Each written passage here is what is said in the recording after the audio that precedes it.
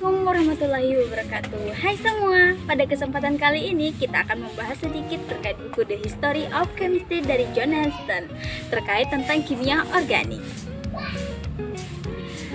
Pada paruh abad ke-19, para ahli yang ingin memanfaatkan atom menghadapi kesulitan besar dalam kimia organik. Seiring berkembangnya kimia organik menjadi hal yang penting untuk menyelesaikan kepastian dari berat atom dan menentukan rumus molekul yang akurat. Upaya untuk mensistematisasikan peningkatan jumlah senyawa atom juga mengarah pada konsep valensi pada tahun 1850-an. Zat organik. Kimia organik mulai muncul pada abad ke-18, di mana zat telah dibagi menjadi senyawa anorganik dan juga senyawa organik. Pada kala itu, di awal sejarah kimia organik, senyawa anorganik diisolasi dari sumber mineral, dan senyawa organik diperoleh hanya berasal dari tumbuhan dan juga hewan. Seiring dengan meningkatnya pengetahuan tentang bahan organik dan semakin banyaknya senyawa yang dihasilkan dari bahan organik yang tidak ada di alam, akhirnya istilah kimia organik lambat laun menjadi sinonim dengan kimia senyawa karbon. Salah satu senyawa karbon pertama yaitu adalah alkohol yang berupa etanol. Diproduksi melalui penyulingan di Eropa pada abad ke-12 dan mungkin telah diketahui oleh para alkemis Arab. Adapun para ahli dan penemuan zat organiknya dapat dilihat sebagai berikut.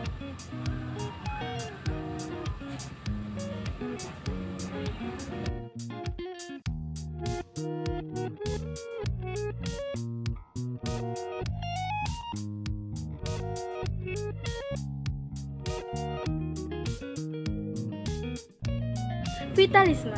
Perbedaan antara senyawa organik dan juga anorganik dikaitkan dengan doktrin yang disebut dengan vitalisme, di mana kekuatan vital yang dianggap perlu untuk mensintesis senyawa organik.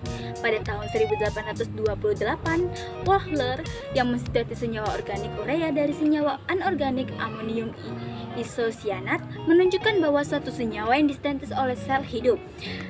Vitalisme mengalami kemunduran serius pada tahun 1844 ketika Kolbe mensintesis dari asam asetat dari bahan non-organik. Hal ini melawan dari prinsip fundamental vitalisme. Doktrin vitalisme kemudian secara bertahap ditinggalkan, namun masih dianggap dapat diterapkan pada reaksi biokimia seperti fragmentasi hingga akhir dari abad ke-19. Analisis organik dan rumus organik. Peningkatan signifikan dalam jumlah zat organik yang dilaporkan pada awal abad ke-19 menyebabkan perbaikan dalam teknik analisis unsur kuantitatif yang digunakan untuk menentukan komposisi senyawa baru. Metode analisa yang asli untuk karbon dan hidrogen telah dikembangkan oleh Lavoisier, di mana Liebig memikirkan metode analisa kuantitatif untuk belerang dan halogen. Kemudian Baptiste memperkenalkan suatu metode analisa yang akurat untuk nitrogen maksudnya. Organik dari suatu campuran diperkirakan memiliki perbedaan antara total persen dari semua unsur-unsur, di mana kalkulasi memperkerjakan berat atom modern dengan massa atom relatif dengan nilai-nilai, di mana C memiliki atom relatif 12, hidrogen memiliki atom relatif 1, dan juga oksigen memiliki atom relatif 16. Banyaknya campuran diberi formula yang mana dapat dibandingkan dengan rekaan pendamping modern berisi banyaknya ganda atom tiap unsur. Selanjutnya yaitu teori radikal. De Morveau dan Lavoisier telah memperkenalkan konsep radikal pada tahun 1787, di mana radikal bergabung dengan oksigen, terbentuklah asam. Untuk asam mineral, radikal adalah suatu unsur, sedangkan radikal untuk asam dari zat hewani ataupun tumbuhan selalu merupakan senyawa yang mengandung karbon dan hidrogen. Konsep radikal diperluas pada tahun 1815 oleh Gay-Lussac yang menyelidiki cyanogen, hidrogen cyanida dan garam asam hidroksianat, di mana gugus Cn yang bertahan dalam serangkaian reaksi disebut radikal cyanida. Dan istilah radikal dengan demikian mempunyai arti kelompok atom yang sangat stabil. Kelompok pertama dalam kimia organik diusulkan pada 1828 oleh Dumas dan juga Boulay. Berzelius menyatakan bahwa radikal organik harus mengandung karbon dan hidrogen saja, dan sifat-sifatnya akan diubah oleh kombinasi dengan oksigen. Nah, selanjutnya yaitu substitusi dan teori tipe, di mana penelitian substitusi oleh Dumas kemudian diambil alih oleh Auguste Laurent, seorang murid Dumas yang menyatakan bahwa kandungan-kandungan hasil dari terkloranisasi tidak tampak cukup berbeda dengan yang terdapat pada materi-materi permulaan. Radikal mendasar hanya mengandung karbon dan juga hidrogen, dan radikal ini diubah menjadi radikal perolehan dengan kandungan-kandungan yang secara umum sama dengan cara mengganti suatu ataupun lebih atom-atom dari elemen lainnya. Dumas mengajukan teori Laurent versinya dengan menyebut sebagai teori type, di mana dalam kimia organik terdapat tipe-tipe tertentu yang tetap bertahan meskipun tipe-tipe tersebut mengandung klorin, brom, dan juga yodium dalam volume yang sama dengan pengganti hidrogen. Kemudian Dumas juga membuat klaim bahwa dalam suatu tipe atom-atom lain termasuk atom karbon mungkin dapat tersubstitusi.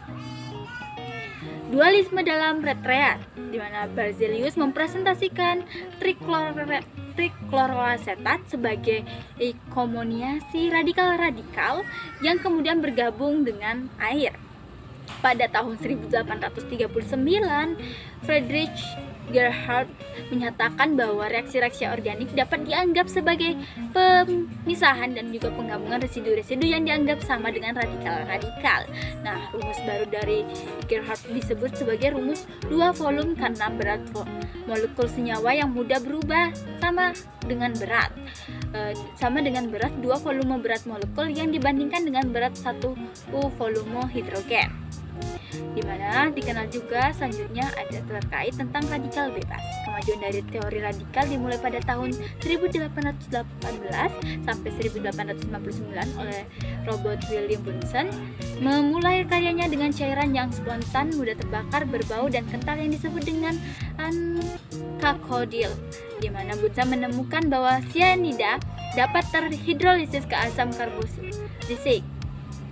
karboksilik. Kemudian penemuan ini banyak disintetis. Selanjutnya dalam upaya untuk mengisolasi radikal bebas, yaitu hasil butana sebagai radikal etil bebas, hasil yang sesuai diperoleh ketika seng direaksikan dengan iodometana, di mana yang mampu menghasilkan radikal bebas dan membuka bidang kimia organometalik.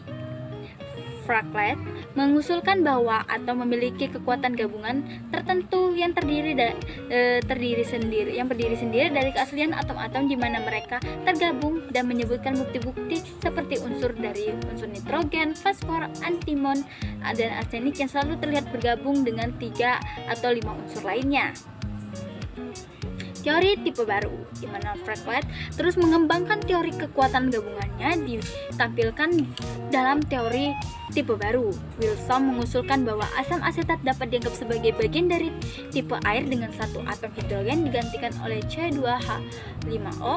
Pada tahun 1853, Gerhardt menambahkan 2 tipe lagi, yaitu tipe hidrogen termasuk hidrokarbon dan juga tipe hidrogen klorida termasuk halogen alkana. Rumus ini mengidentifikasi bahwa ada kesamaan kimiawi tertentu antara senyawa dari tipe yang sama. Dalam kaitannya dengan kelompok radikal yang semakin kompleks, Williamson menggunakan formula double tipe, di mana 2 formula tipe konvensional dihubungkan dengan suatu radikal yang kemudian digambarkan sebagai diatomik.